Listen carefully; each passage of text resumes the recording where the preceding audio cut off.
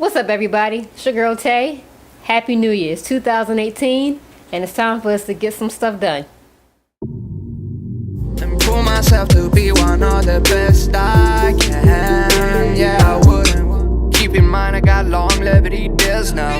Keep in mind. So, for those of you who have just started watching my videos, I'm really about to start hitting this videoing, vlogging more aggressively now. That's one of my goals that I have set for myself this year.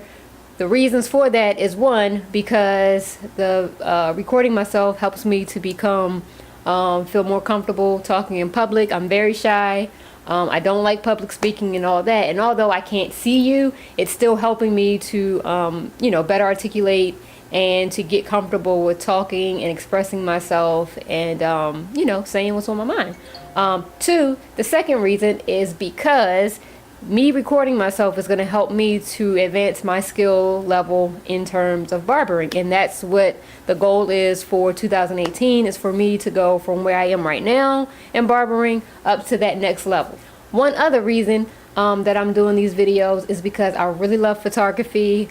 I have like a passion for videography, and so even though I'm not like really trying to take it necessarily to the next level, I do want to become better at it, and me doing these videos will help me to do that. As well as like taking pictures of different things. So three reasons why I'm on here doing this vlogging is because, one, it's going to help me and my articulation. Two, it's going to help me build my skills. And three, it'll help me with my photography and videography. Basically, the concept here is that in order to improve your skills, your practice, whatever it is that you're trying to do, I'm a believer in that you need to see yourself in action doing it in order to be able to correct errors and mistakes that you may be making. So what I've done is I've come up with a quick video of myself cutting my nephew's hair, and in that video I'm able to pinpoint things that I'm doing wrong, things that I could be doing better. My whole system when it comes to barbering.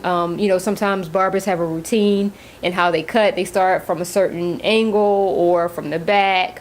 And I'm looking at myself to see what my pattern is, what my rhythm is. And then I'm also looking at my technique and how I'm holding my clippers, how I'm shaping it up, how I'm switching my guards out, the time that it's taking me, and you're gonna see from this video, and the same thing that I've learned is that I messed up a lot, and I have a lot of improvements to make in terms of my techniques and skills in terms of barbering. And that's what this whole year is going to be focused on, is me going from this level where I am now all the way up to wherever I get to, and I want to capture my progress through these videos. So I hope you join me. Stick around. Maybe some of the things that I do you can do as well to help you progress in your barbering skills, and we'll go from there and we can grow together. So with all that being said, let's go to the video. Okay, so in watching myself, one of the first disclaimers I want to put out there: my nephew, he's 9. He's pretty antsy, and he likes to move around a lot. So, when you're cutting kids, make sure that you have the neck strip on tight and the cape on tight. And I hold his head. I noticed from the video I was holding his head a lot. The reason why I was holding his head is because he's quick to turn. So if something catches his attention, he'll turn really quickly, and I don't want to run the risk of like messing up as I'm cutting him. So you'll notice through the video that I'm holding his head a lot. I don't know if that's really like an appropriate technique for maybe a client that's not your family member. I'm not sure. So if there's some other professional barbers out there that think that I should not be holding his head, let me know so that I can practice on that part of it. What else do I see? So on the section of the video when I start to do like the taper, I think I give him like a taper, a temple taper, and then the back is faded out. I noticed from watching the video when I start the side taper, I actually start with my masters. They're not out here. I start with my masters, and I probably should have started the taper with one of my and it's like outliner clippers instead of the masters. The masters doesn't get as low as the Andis, so I should have used that instead. And as I'm doing it, I can tell that I'm not really confident about the way that I'm approaching this cut, because I'm kind of looking like I'm indecisive. I noticed that I'm moving the lever on the side of the masters. I'm moving that a lot, and it doesn't really look like I'm comfortable and confident in what I'm doing.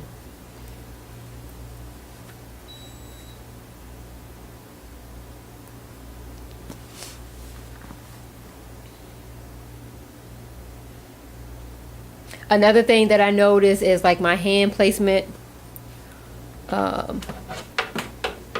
In the video, I noticed my hand placement on my outliners. I have this thing where my finger is kind of like sticking out around the head, so I'm kind of like, you know, using it. I know I'm supposed to use it as a guide. I've been watching YouTube videos, and I've been watching other people and how they cut and some of their styles, just to see if there's anything that I can pick up from them.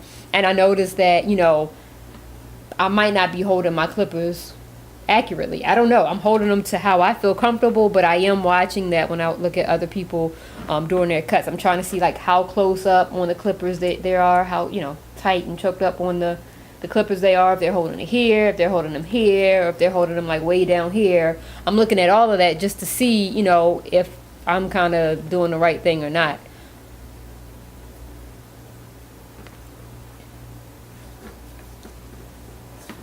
So when I was going around with the shape up, I kind of had my finger out.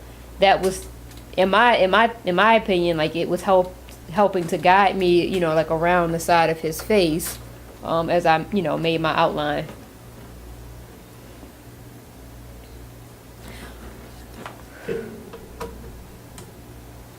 During the fading part, I noticed that I'm going up a lot. You know, I'm taking the clippers and I'm cutting up a lot.